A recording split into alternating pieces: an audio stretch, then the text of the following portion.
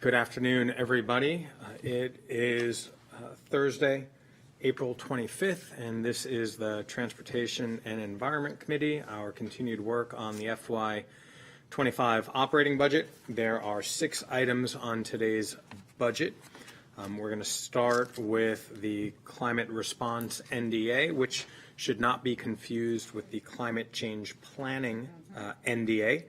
This particular Climate Response NDA supports programs that ensure the safety of our residents in winter storms and severe weather incidents. And during these events, we want to make sure that our Storm Operations Center in Gaithersburg is able to monitor these situations in real time and provide our first responders with the appropriate information. And so with that as a backdrop, I'll turn it over to Mr. Kenny for any additional information.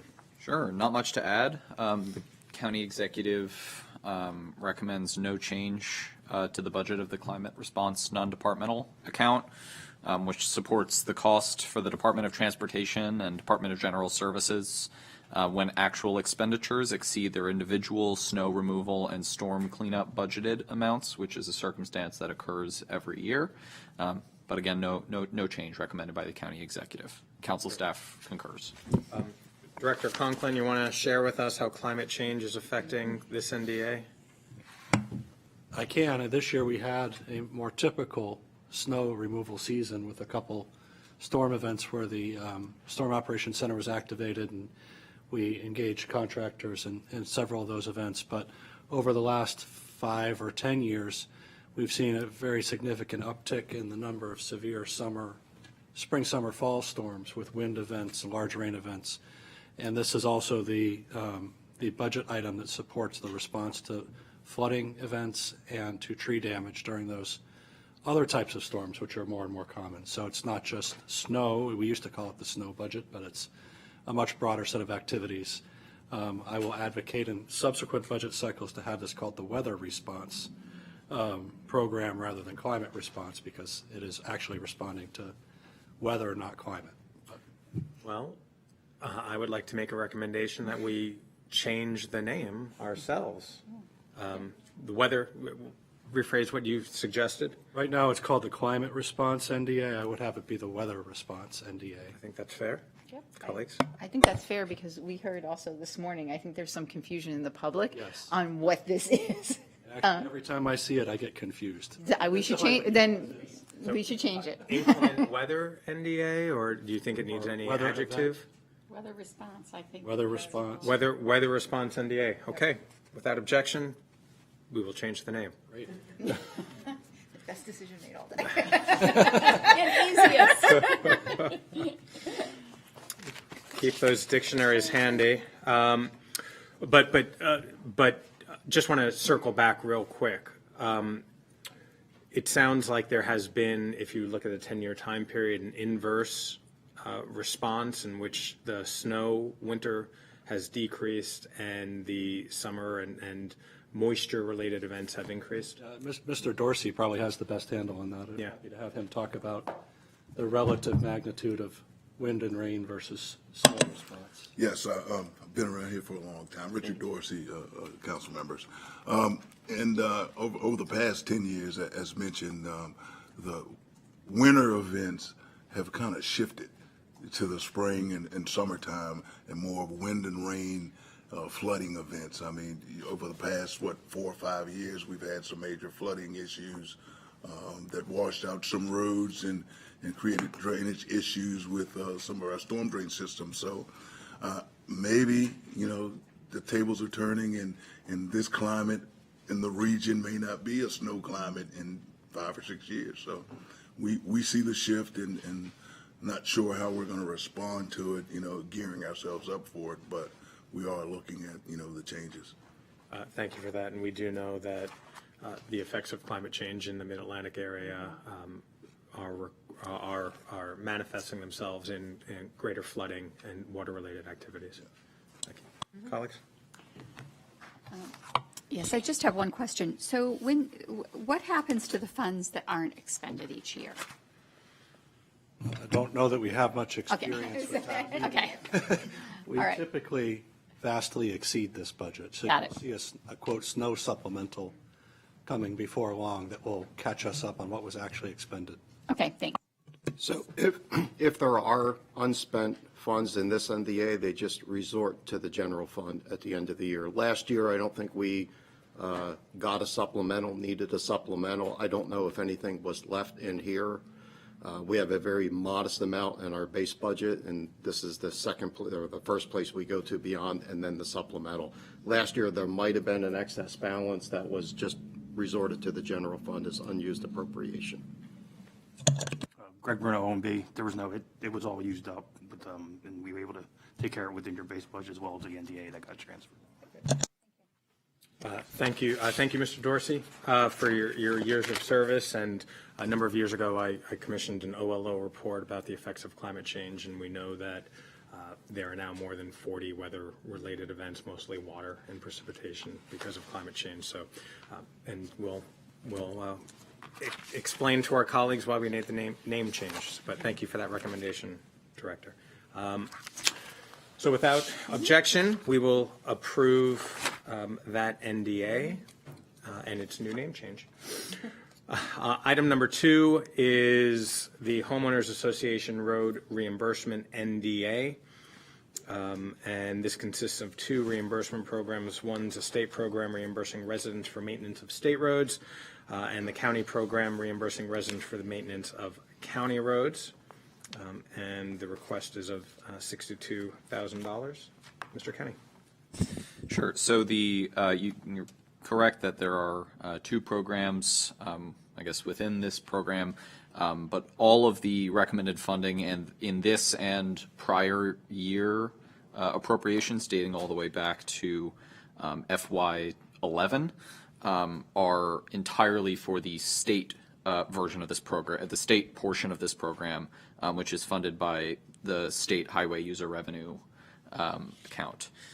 The county program, the county funded side of this, was intended to reimburse HOAs or homeowners associations for eligible roads at roughly the cost that the county spends to maintain its own roads. However, from FY90 to 09, this reimbursement was limited, and then from FY11 to the present, the council, the county executive, and the council have suspended this county contribution altogether. The executive recommends extending this, having the program be entirely funded by state highway user revenue through FY25. In previous years, council staff has recommended considering eliminating this county side of the program since it hasn't been used, but the county executive's recommendation remains. Thank you. Director Conklin, can you just shed some light as to where these limited funds are used? These funds are transferred to homeowners associations for maintenance of designated roads. Nobody here except for Mr. Dorsey has any experience with the county funded portion of this because it hasn't been funded in 15 or more years. Understood. Colleagues, I know we talked a little bit about this last year, but Yeah. doesn't mean we have to Do it again. continue, right? Yeah, okay. No, I'm good. Thanks. So without discussion, we will support that NDA unanimously. I thought you were like, okay, good job. No.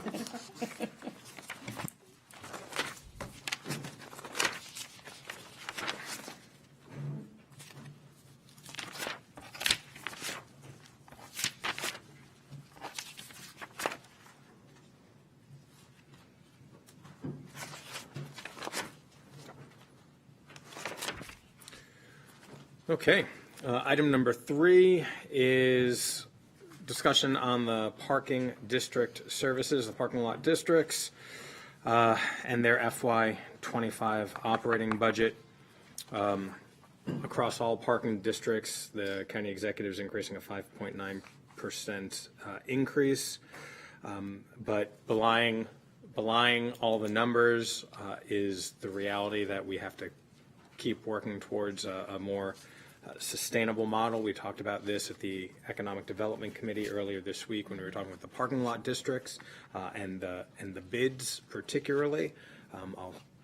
I'll add a little more at this point and say that the Bethesda Urban Partnership is undergoing a study of their own to look into a new model for the PLDs and the parking lot districts, something that we definitely need, but we don't have it quite yet. My hope is that over the next 2 years or so, we can make some progress so that it will be built into future budgets. Whether or not we can do it for next year's might be a little too soon for a change of this magnitude, but what we're currently doing and what we've done for the last number of decades, I think does not meet the time that we're in. It was a model for a different age, and we got to update it to the decade we're in. So with that, Mr. Kenny, for the specifics. So the county executive is recommending a $1.6 million, or as you referenced, roughly 5.9% increase to the parking district services category of the FY25 operating budget, which funds the parking lot districts as well as some other programs. This increase is split largely between the 3 parking lot districts as follows. Little over $699,000, or a 4.8% increase for the Bethesda parking lot district, a $477,000, or 4.25% increase for the Silver Spring parking lot district, and a $436,500, or roughly 26.5% increase to the Wheaton PLD. That is broken down further between personnel and operating costs on page 1 of the packet. As we've done with other budget items that contain increases, the council staff has broken down these increases by ones to add to the new and enhanced programs list versus ones that are not required to be added to that list. In terms of the additions that will be added to the new and enhanced programs list, there are 8. I will note that in the chart on the first page, or rather on the second page under header A, there are 2 items, the second and third to last items, the enhancement to replace and maintain single space meters, and then the enhancement to add patrol officers at the Wheaton PLD, G13 and G14. The funding numbers for those should be switched. So it should be $12,750 for the replace and maintain single space meters in Wheaton, and $108,826 for the enhancement to add patrol officers at the Wheaton PLD. So going into those numbers further, all 3 PLDs have an item each to enhance overnight security attendance. These increases will go towards providing overnight foot patrols of parking garages, which are currently only patrolled at night by attendants in vehicles due to lower staffing. In addition, each of the 3 parking lot districts have enhancements to replace single space meters, to provide additional replacement of aging single space parking meters. This includes replacing existing aging smart meters, as well as replacing some remaining antiquated non-smart coin-fed meters with smart meters. In addition, as I mentioned before, the item for enhancement to add patrol officers at the Wheaton parking lot district, garage 13 and garage 14. This item was brought forward by the county executive because existing security personnel in the Wheaton PLD are required to patrol multiple garages, leaving some garages, particularly 13 and 45, without security presence for certain periods each day. This increase means that garage 13 and 45, which have been of interest for the Wheaton PLD, will be patrolled at all times. And finally, the 3% inflationary adjustment for nonprofit service providers. This is an item that came up when we talked about the transit services budget, and is present across a number of categories of the executive's recommended budget. This committee is welcome to discuss this increase, though the decisions will be made as a collective increase across all of the budget by during the full council work sessions in May, per the council president's budget approach. Would you like to discuss those now, or just go through the rest of the packet? Let's hold off on that. I mean, there's a lot of detail in here. Let's turn it over to Director Conklin for some high level or deeper level analysis. Sure. I know the committee is aware of this, but this is managed as an enterprise fund. So the enhancements that are proposed in this fund are entirely paid from the revenues generated by this fund. It's not easily fungible to other budget priorities the council may have in your later work on this. The main changes that are proposed in this program are to accelerate some of the capital improvement maintenance-related projects that have been deferred for several years due to the funding challenges in the PLD with the reduced demand that we saw in FY21 through 23.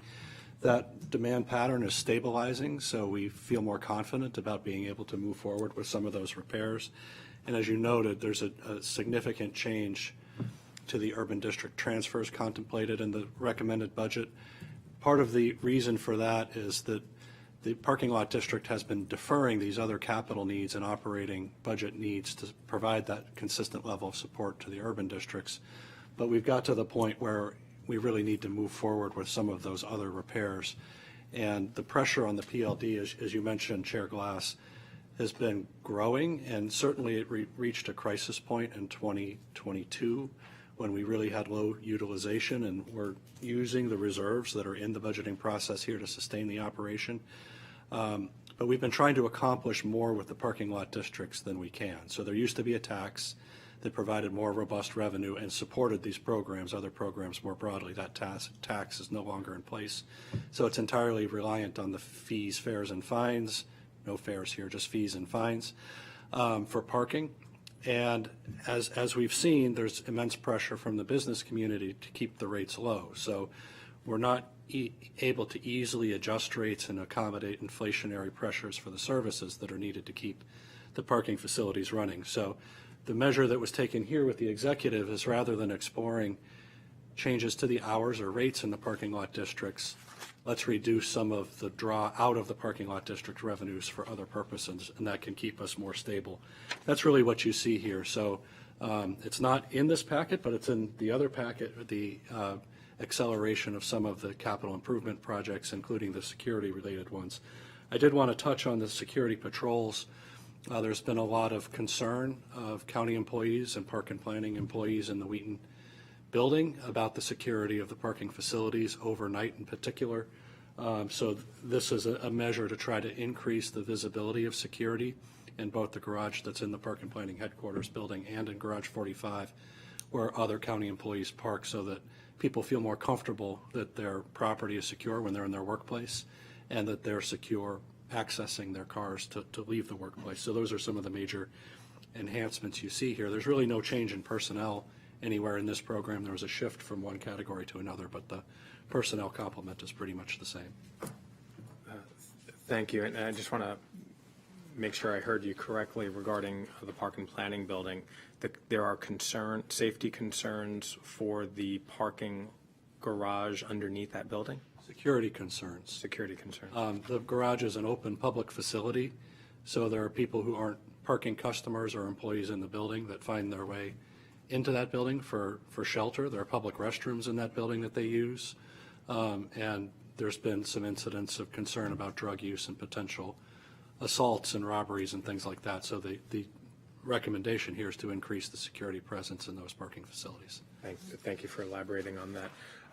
One of the things that we talked about last year with regard to this item was the changing parking patterns that are existing. Can you shed some light as we're returning to normal a little bit more? Has there become a more normal flow in our downtown areas? Yeah. Good afternoon, Jeremy Souders, Acting Division Chief for DOT Parking. I think we're settling into the new norm. We do, every 5 years, we do detailed demand analysis studies with consultants. We held off on those a lot over the pandemic until we saw the settling of the utilization. We think we're there now, so starting using the CIP monies moving forward, we're going to kind of filter back through all the districts to kind of get a gauge of what we believe has happened is we're starting to see the trips return, but they're not as frequent. They're not coming there as many days of the week, where before a large part of our parkers were 8-hour-a-day parkers 5 days a week. They were riding Metro, they were coming into the office. What we're seeing now, because of telework, obviously people aren't coming in 5 days a week, or they may be coming in and only staying 4 hours. So we're seeing the same volume of people, but they're not staying as long, which also is resulting in more availability, right? Because this 8-hour parkers aren't coming in there and holding those spaces all day long. So that's what we're kind of internally seeing. I think we'll get some reinforcement from our consultants as to what's happening across the industry, and reinforcing some more of that detailed turnover data to see if it actually supports what we believe is happening. Great. What I think would be helpful is that information whenever it's received. Do you know when the proposal is out, or? We have a planning consultant under contract currently. We were waiting for it to settle, so we're going to start doing. We usually do one a year, just due to the funding limitations within the CIP. So we plan on starting doing Bethesda, I believe, this year. Then we'll do Silver Spring the following year, then Wheaton the following year after that. Got it. Okay, I was thinking it was more holistic, but it's. No, we do a PLD-wide because we also look at development that's in the pipeline, so five-year development projects to see the impact of development that's coming online, how much parking they're going to build, and what the impacts will be overflow to us as well as office vacancy, which is going to have a huge impact, because the problem we're having in COVID is a lot of people may have leases for office space, but they're not occupying it. Right, so we can't really use that correlation that we used in the past as leasable space to correlate to actually what that means in terms of parking demand. So the space may be leased, but nobody's there, so we can't do that correlation. So there's a lot of factors that we used to use as factors to determine demand that have kind of been not valid points moving forward. So we'll be able to address all of those in the next demand studies moving forward. And what you just talked about is why I'm asking, because at the Economic Development Committee, we've been talking about commercial space clearly, and wanting to boost our economy and help our businesses. And I think understanding the traffic patterns, right, not only from the parking lot districts and central business districts and urban districts, from a budgetary perspective, all that's needed. But I think that type of information would help us further some conversations along. So let's talk more, and perhaps whatever information you have, however updated it might be, if we can filter that through to Mr. Kenny and to us, so that we can incorporate that into some other conversations about our downtown areas. And do. Great, thank you. Vice President Stewart.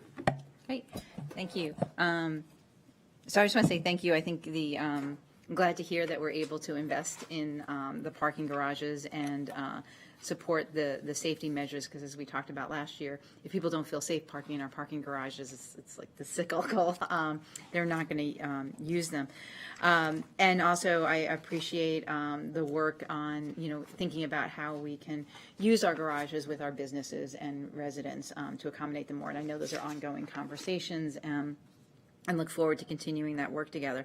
So I don't really have any questions. Just want to thank you all for that work. I'm glad we're moving in this direction, and look forward to the additional information and continued conversations on this. So thank you. Okay, thank you. Councilmember Balcom. Thank you. Yes, I'm intrigued with the parking analysis.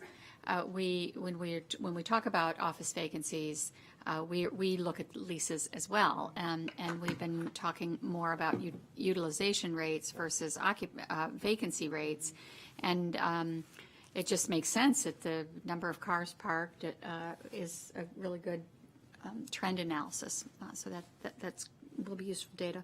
The only thing I wanted to ask about was the fund balances in terms of. I think this is the page 5. And I see that both Bethesda and Silver Spring, well, they all start off in 2024, 2025, a little bit wonky. And then Bethesda and Silver Spring even out, but Wheaton is still above the 25%. Is there any discussion about doing something with that balance, or you want to keep it as is?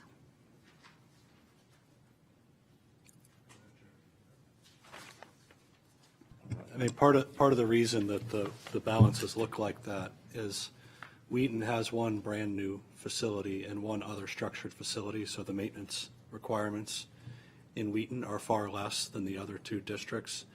And even though that fund balance looks high as a percentage, it's on a much, much lower base. So it's really not as substantial an overage as you might otherwise see. The overall budget of that parking lot district, I don't think it's readily depicted in this packet, but is a Yeah, I tenth think of it's the on the back. size. Oh, it's on the back. Should be on the last Very last page. Is very small in comparison to all the others, so the actual dollar amounts that are carried over year to year are not that large. Okay. Yep, that was it. Great. Thank you. And so without objection, we will approve the budget for the parking district services.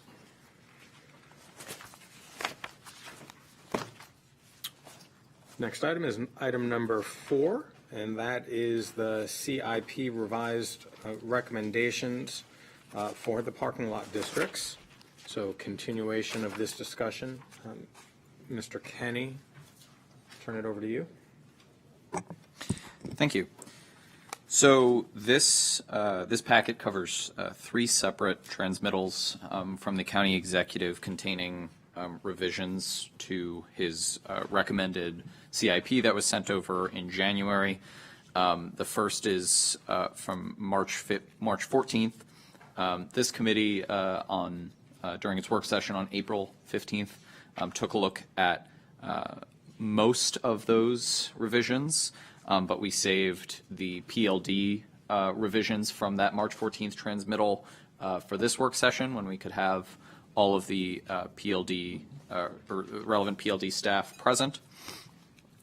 So these are 5 revisions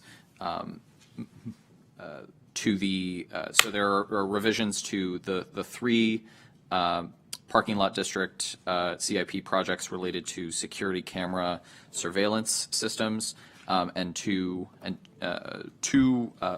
revisions related to the facility renovation projects in Bethesda and Silver Spring.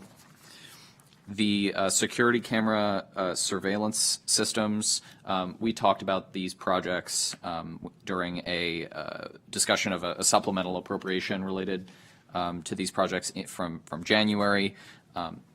That supplemental covered FY24 and 25 funding. This revision extends the funding for this project through this full 6-year period of this CIP all the way to FY30. And the facility renovation projects revisions in Bethesda and Silver Spring provide for the restoration and improvement to Bethesda and Silver Spring parking facilities to address deterioration due to use and age. The executive is primarily recommending schedule adjustments to these projects to align planned expenditures with available parking lot district resources. As was referenced earlier, so all of these funding expenditure increases are covered by the current revenue collected by each respective parking lot district, as this is an enterprise fund. And the a lot of the reason that this funding is available for these capital improvements is due to the reduced transfers out of the parking lot district funds into the urban districts, which is an objective of the county executive over the long term to, as we talked about before, rethink the way that parking lot district and urban district funds interact. That said, I'll pause here for the March 14th. Let's keep it on the parking lot districts, and then we can take up the other items. So, Director Conklin and team, can you talk to us about the status of the security cameras and safety of the parking lots? Sure, I can speak on that a little bit. So, since the approval of the supplemental for the CIP, we've been working with procurement to get a new solicitation out to select a new vendor for purchase and installation of the cameras. That is, again, we're working through them. We're hoping in the next couple of months we will have that contract in place. That will obviously inform us of what the unit costs are going to be for the installation of the camera and the infrastructure to build out the full length of the CIP. Is the RFP out It's not out on the street yet. No, it's not. It's ready to go out though, so it'll be out shortly. Okay, we're okay with that item. Mr. Kenny, want to take up the bigger CIP items? Sure. So the second and largest of the items contained in this packet are those contained within the April 16th transmittal. These items are summarized in the table, and I'll go through them. I'll go through them one by one. So the Accelerate MC Regional Infrastructure Accelerator is a new project providing funds through a cooperative agreement with the U.S. Department of Transportation's Build America Bureau to form a regional infrastructure accelerator called Accelerate MC in Montgomery County. This is a $2 million grant, $200,000 of which will be spent in FY24 and $1.8 million will be spent over the course of this CIP, FY25 to 30. The FY24 components of this project are currently being considered by the Council as a supplemental appropriation and is scheduled for public hearing and action on May 7th. This is, I believe, the original, let DOT talk more about this, but the original grant request was for $4 million, so it'll be a slightly reduced scope from the original project, and we have all that information on the grant request, and I can provide that to you all. But given that this is a new project, I'll pause here and let DOT elaborate. Thank you.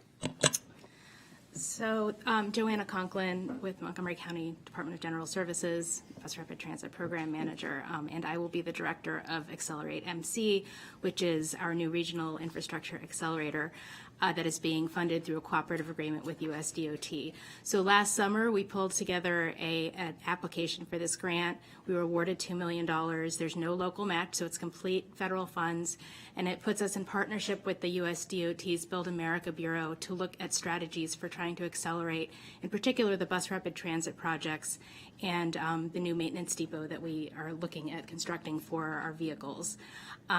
The idea is that we become an example for the rest of the region for looking at strategies for accelerating these projects. So things like, can we develop programmatic third-party agreements so that we're not going to third parties and asking for a different, for the same agreement every single project? Can we look at ways of more efficiently acquiring right-of-way for the projects? Can we look at ways to make sure that we have adequate staff capacity, to build and then to operate these projects? So we're really looking at ways to be more efficient with our delivery of the projects, and then the idea is that we will distribute this information to the rest of the region and become a resource for other agencies as well. Great. Thank you, Ms. Conklin, for that. I have no questions on that. You want to keep going, Mr. Kenny? Great. And I'll clarify that the full grant request is included in my packet for the March 7th item, so that's available there for reference. Next, the Boyd's Transit Center project is being increased. This project, as we talked about earlier in our CIP review, provides for site remediation, design and construction of a new bus loop parking lot and bus operator comfort station at the Boyd's Mark Station. This addition reflects a total $500,000 increase in state aid for the stabilization of the historic Hoyles Mill on the project site. This is a topic of discussion when we reviewed this earlier this year in February. So you'll see that the increase in the FY25 to 30 portion is just $455,000. That is because $45,000 of this $500,000 state aid is included in a FY24 supplemental appropriation that the council has. It's already been introduced, and similar to the Accelerate MC supplemental, is on the schedule for public hearing and action at the council meeting on May 7th, 2024. Thank you, District 15. And so assuming that the Historic Preservation Commission approves of the restoration, or not restoration, I keep saying that, stabilization plan, this should allow the project to move forward with the full scope. Excellent. Good to hear. Although the community would like the restoration. They would, and we know that, but that's beyond what we're trying to accomplish right now. Let's keep going. All right. The next is the farm women's parking garage. I will note I reference a $698,000 increase in my packet. That is slightly misleading. I'd like to correct that. That refers to pulling $698,000 from FY24 into the FY25 to 30 6-year span of this project. So it's not a complete increase, but it's moving the funds into this CIP timeline. This revision also reflects the removal of $1.06 million in contributions from the town of Chevy Chase, which was previously indicated as an intergovernmental source of funding for this project. Instead, these funds will be provided directly to the developer, to better anticipate, better reflect the anticipated project schedule. So there's no real net change in funding or scope or schedule for this project, but there's just shifting some funds around to reflect. This is a reminder of how complicated this project has been. Director Conklin, any updates? Yes, we have been exchanging forms of a purchase agreement for the parking garage with the development team. We're relatively close in finalizing that agreement. The other elements of the project, as Mr. Kenny mentioned, are proceeding under separate agreements. So the Parks Department is developing a design, build, construct type agreement with the development team for the park improvements that will occur. And the town of Chevy Chase is providing direct funding contributions to the developer rather than passing them through the county agencies, although Parks is still deciding whether they want to do that as a package with the town's money or have the town go separately. So a lot of progress has been made in getting the structure of these agreements in place, and we're relatively close to finalizing at least our agreement. And there has been a significant amount of public outreach and engagement on the overall site plan and the parks components of this. Okay, I appreciate the continued reassurance and the note that it's all the same resources just being shuffled around, and I will assume that the town of Chevy Chase's decision to provide that funding directly to the developer was the path of least resistance. Yeah. That's precisely why we were structuring it that way, to not have everybody trying to structure everybody else's agreement. Yes. That sometimes is government, right? Okay, good update. Mr. Kenny, let's keep going. The next, is the largest change in this set of CIP revisions is a $27.5 million net increase to the Bus Rapid Transit Veers Mill Road project, reflecting a $39.5 million increase to the cost estimate for this project provided by the construction contractor, minus $12 million in savings that MCDOT identified by reducing the total future Veers Mill BRT bus fleet from 15 to 13 buses. Neither of these changes will impact service, although the county executive and the folks at MCDOT and OMB needed to find ways to fund this project increase and have done so without increasing GO bonds. And so you'll see the way that the OMB and MCDOT have, and the county executive have accounted for that roughly $27.5 million increase in the table on this page. So you'll see going through, and I'll quickly turn this over to DOT and OMB because this is a really complicated one that we've spent a lot of time over the past week talking about. So there are 5 funding shifts that you'll see here. One actually digs the hole a little deeper, which is a reduction in state bus rapid transit funding. This has to do with how the state legislation works. I'll leave the explanation of that to the folks at MCDOT and OMB. It's not fixed though, didn't it? This legislative session. Yeah. Yeah. I don't mean to jump in now, but right. Moving forward. Okay. Thank you. Okay. Keep going. So to balance the sheet for this CIP, there's the largest way to cover this balance is a $35 million increase in the assumption of federal aid. This comes from MCDOT's decision to increase their ask for federal aid from FTA from the Federal Transit Administration from their original 60% of project costs to the maximum now 80% of project costs, netting that $35 million increase in assumed federal aid. The next two items that are the $2.9 million in shifting federal aid from the hydrogen fuel cell buses and fueling site project, and the $1.5 million shift in state aid from the BRT, I want to lump this in. It's the 2.9 from the hydrogen project, and then the $2 million from the ride-on bus fleet project. This comes from moving all of the activities of procuring hydrogen buses that are supported by federal and state aid from the hydrogen fuel cell buses and fueling site project and the ride-on bus fleet project into the Veers Mill BRT project. So all of the hydrogen fuel cell buses that the county will procure as part of this CIP are now, with this revision, going to be included in the Veers Mill BRT project. So now the hydrogen fuel cell buses and fueling site project will just be essentially the hydrogen fueling site project. And the ride-on bus fleet project will, instead of procuring the hydrogen buses it was planning on, will procure the same number of buses, but they will be battery electric buses, which are less expensive, therefore netting the $2 million in cost savings. And finally, there's the $1.5 million shift in state aid from the BRT system development project. This comes from, this is possible due to savings associated with the state planning funds for the New Hampshire Avenue and North Bethesda BRT projects. And the nature of this state funding for BRT system development is that it can be used on any BRT project which grants MCDOT the flexibility there.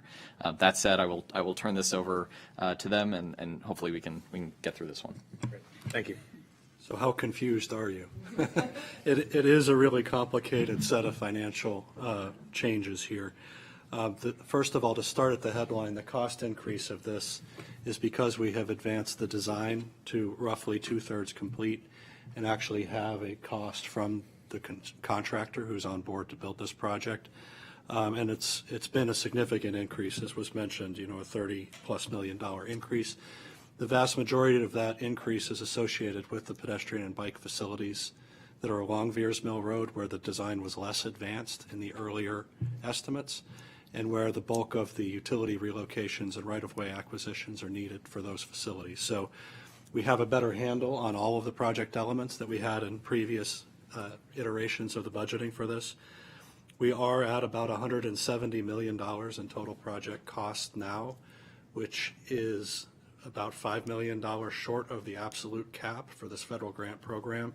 So if we are going to see more cost escalation as this progresses, we're going to have to start looking at reducing scope to fit within that grant program. We're hoping that's not necessary, but that's where we are. In terms of the federal match analysis, our program management consultant that works on a variety of these projects advised us that, yes, that's a high ask, but it's not an unreasonable ask because this project is a relatively small project within the federal capital infrastructure grant program, so it wouldn't be unreasonable for them to award the amount of money that we're asking for, and that the level of match is not one of their evaluation criteria. So we won't know what the federal aid is until we get through that grant process.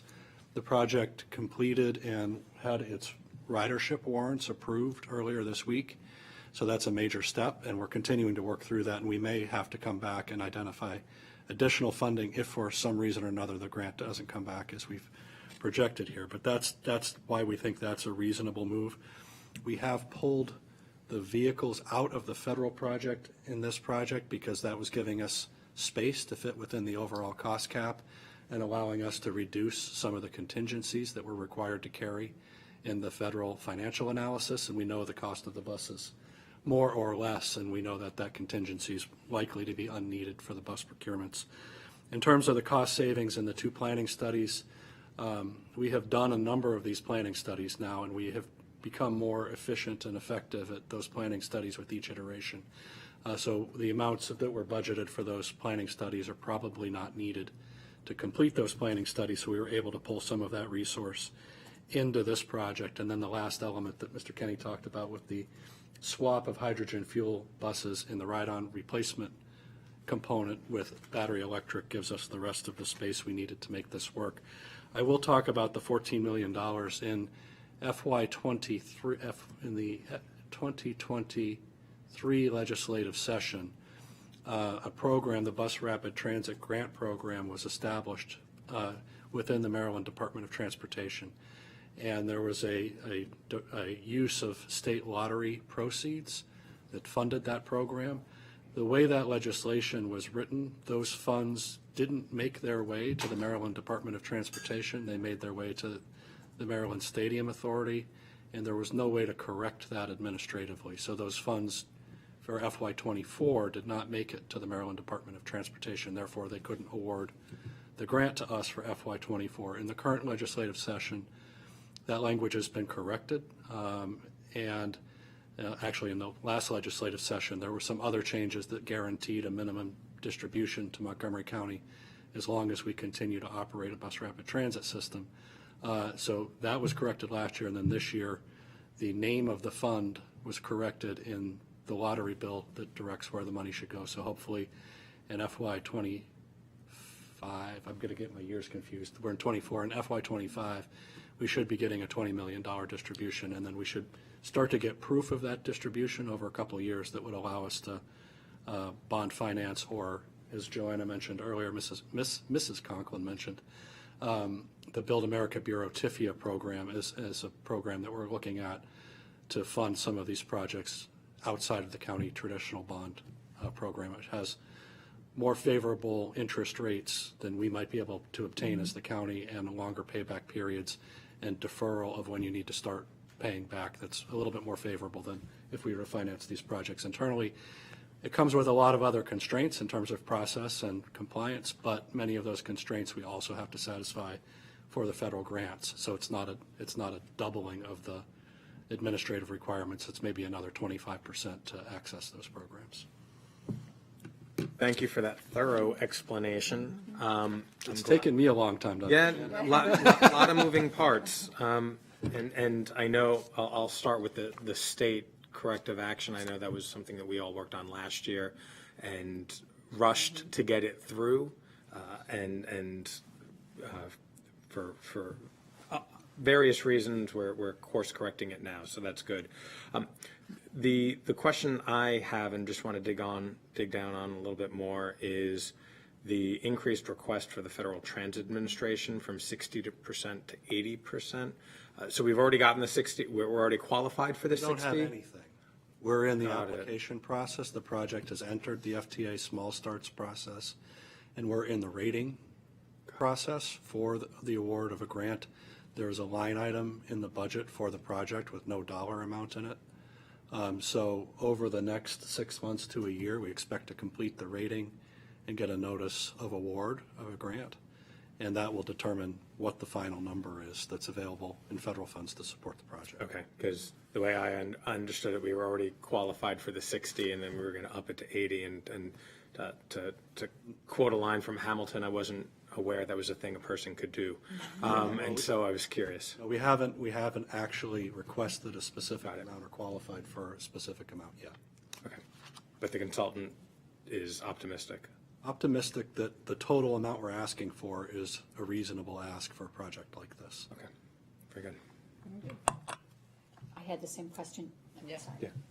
Yeah, I had the same question about how realistic is it moving from 60 to 80, but this consultant assumes that's good, right? And then the question that I had is about... To phrase how they approached it, they said if we ask for 60, we can get 60, and we probably can't ever move from that. Right. But if we ask for 80, we may not get 80, but we may get something closer to 80. Okay, great. That makes sense. So I was trying to follow the hydrogen bus conversation. So tell me what's happening with are we still purchasing the same number of buses? We're just doing it in a different project? Correct. It's Okay. 13 hydrogen fuel cell buses. That was the component that was attached to the hydrogen low emissions, no emissions grant that we received a couple years ago. That had been budgeted in ride-on bus fleet, I believe. We intend to use those buses on this service. So we moved those buses from those other PDFs into this project. And we had previously carried federal match on those buses in this project, but we're no longer doing that. And we're not procuring them as part of the federal project. They're going to be procured separately so we can lower some of the contingencies. Okay. I couldn't understand why we were doing it if we were buying the same number of buses, but I understand that. Okay, thank you. The hydrogen buses originally were going to be replacement buses in the ride-on fleet. They're going to be now used on this service, and what was replacement buses will be battery electric buses. So that now we're lining up all the money with what will be hydrogen, what will be the replacement fleet, if that helps. Great. So just wanted to point out, pertinent to this discussion of some of our funding sources, we did have a very challenging situation here where we had a funding shortfall and a cost increase at the same time. And thanks to some creative problem solving from our Department of Transportation, we were able to close that gap without any use of county funds this time. Veers Mill Road is a very important project. It's also one of the less costly BRT projects. Some of the things we have coming up, particularly Maryland 355 BRT, are going to be heavier lifts fiscally. And in addition to the state lottery funding, which we secured thanks to our state delegation, we are eventually going to need some additional county funding sources or increased debt issuance in order to move those projects forward. Thank you for that greater context. But this is. Drag it on. We do have to thank Melanie Wenger for her tireless work to get this resolved this year. Thank you, Ms. Wenger and Office of Intergovernmental Relations and the entire delegation, particularly the chair of the Environment and Transportation Committee too, Mr. Corman. So without objection, we will support these budget revisions. And then that brings us to item number 5, which is a review of the Rockville Parking District non-departmental account, which is a result of our MOU between the county and the city for Rockville Town Square and the use of the Rockville Memorial Library. Mr. Kenny? Yes, so this non-departmental account, as you mentioned, is a result of the MOU between the city and the city of Rockville. Pays for the county's share of costs associated with the parking garages in the Rockville Town Center. The share is associated with the free use of several parking garage spaces for county employees working in the Rockville Memorial Library. The county executive recommends a $4,600 or 1.09% increase than what was approved last year. The total 406. So rather, this increase comes from the payment in lieu of taxes portion of the project, which is just this. So the increase is due to increase in property values. So this increase is not required to go on the new and enhanced programs list. Great. Thank you for that. Clearly, I don't think there's any objection to supporting this, but I think it warrants a conversation that's not included in the packet, and it is the exchange, the cost over the last number of years, which is, I think, would be a direct correlation regarding the health of Rockville Town Square, which I know the city of Rockville is intently working on. I don't want to steer this off course, but do we have the numbers offhand regarding FY23 or 22? Do we? To defer to OMB, we don't have any involvement in this. Yeah. Based on information provided to me, we have 23 was 419,900. Say that again? 419,900. 24, 422, 300. 22 was 418 even. And is this a reimbursement? Or these are just expenditures that we just convey directly to the city for the use of for the use of the parking spaces. And Okay, so it's not directly tied to the people who go to the library who get their cards scanned? No, they've maintained the same number of personnel at the point in time cost over the years, and then the debt service is what it is, and again, the only cost increase is the. Okay, I was hoping to glean a little information off of the health of Rockville Town Square, off the parking utilization, but it's not structured that way. Okay. Okay, without objection, we'll support that item. Rolling right along. One more item on today's agenda, and that is a review of the FY25 operating budget for the general fund. And transportation, fares, fees, and charges, which have stayed, the proposals, status quo. Yeah, I apologize for the typo on the subject line. This should be, yes, this is the transportation fees, fines, and fares resolution. So the resolution approving to approve the unchanged fees, fines, and fares is included in the packet, and they are just that, unchanged from FY24. Okay. While we're talking about this item, I want to take a detour a little bit, but you'll see. I'm sorry. But you'll see where I'm going. Yeah, Mr. McLaughlin. Yes, you are quintessential to where I'm going here. Lots of conversations about MCPS and particularly about Northwood High School, and the ability to get students from the greater Wheaton Silver Spring area over to North Bethesda.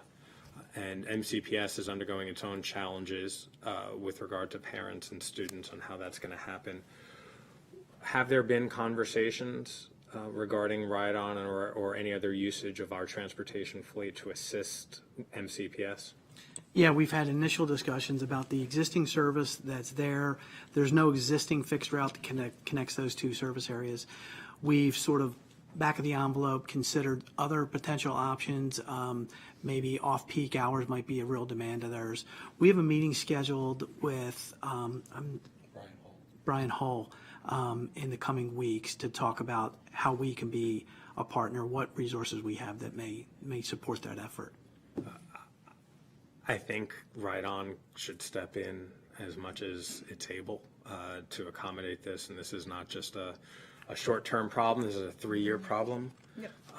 And between the roads that are already in use, but recognizing that the Beltway might even be the quickest, and I don't even know what policies are regarding there.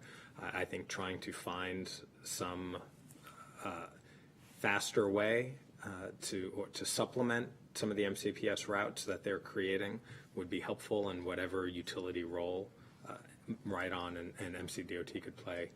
I know the community, and I'll let the district council member weigh in with her thoughts too, but I think there needs to be some synergy where possible. Yeah, I mean, the catchment area, we were, as we were preparing for this discussion with Brian Hall, the catchment area for Northwood is it really goes far south, and it goes north as well. So I mean, that's going to be a challenge for them to get a centralized location. I do think, I'm not sure what role we can play. We want to work with them, but I do think we're agreeing with you there. You just described District 4. So. Yes.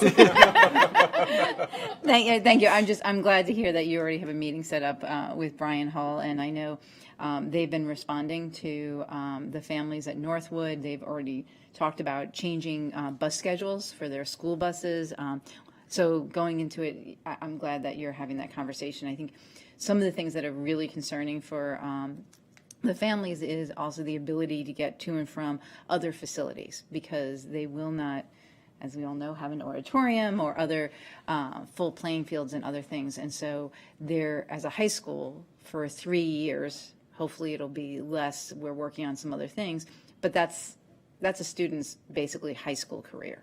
And so for them to be able to get to other facilities in our county is really important for these high school students. So I just want to say thank you for meeting with them and seeing what we can do to help. Yeah, there's a lot, as Councilmember Stewart noted, that that the community is talking about, but what we can talk about here at the Transportation Environment Committee is particularly, specifically regarding Ride-On, is some synergy. Glad to know that you're having that discussion with Mr. Hull. We'll follow up and see if there are any recommendations that can be made. So thank you. Any other updates or highlights? In our last work session, you had asked for some information about the bike share station utilization Yes, and thank you. relative cost. And we have some of that information here. So the most productive stations in the bike share system have somewhere in the neighborhood of 3,000 trips per year. And the cost for those trips is something like $4 of county payment. The stations that are proposed for removal, the lowest utilization one in that mix has 53 trips per year, and it's costing us roughly $345 per trip to satisfy that station. The most utilized station in that list is 560 trips per year, which is a $33 per trip cost to the county. And again, there were there were 10 or so stations proposed for removal that are within those bounds. The most utilized station in that list is at the City of Rockville Thomas Farm Recreation Center. And that one is just barely in the medium range of productivity for the bike share stations. The others are all less utilized than that. So those are the ones that we've slated for removal and the approximate range of subsidy and utilization at those stations. Thank you. That was good information. What kind of notification will you have? I don't know if people are relying on these bikes and they're going to be surprised one day when they're not there. Yeah, we have done this once before. I think Mr. Tomana is here. We post on the station for a period of time that the station will be going out of service. I imagine we can do that for 60 days or something like that leading up to the beginning of the fiscal year. And then at that point, I don't know that we're planning to physically remove the stations. I assume we are. We've done that before, but there's a $5,000 to $7,500 cost for us to take the station away. Yes, that's correct. Some of these stations are at end of life anyway, so we're also working with Lyft to see if we can recycle the parts and use them for other stations. And just to put a fine point on it, the most productive station does 3,000 trips a year, and the least productive is 53 trips a year? Our average in the greater than 3,000 trips is 5,000 trips. So it's greater than 3,000. 3,000 was the average, is that what you said? 3,000 is our threshold for high utilization. So the average in that category is closer to 5,000 trips. And what location is that? I don't have that location, but I'm guessing it's in Silver Spring. Okay. Sure, yeah, the higher productive stations are in Silver Spring, closer to the DC line. Yep, understood. And then, but just so I understood correctly, the lowest utilized is 53 a year, which means one rental a week. Yes. Okay. Up to 560 is the highest utilization in the group we're planning to remove. Understood. Okay. Thank you for following up on that. I appreciate it. So with that, we will unanimously support the fares and fees and charges for the Department of Transportation.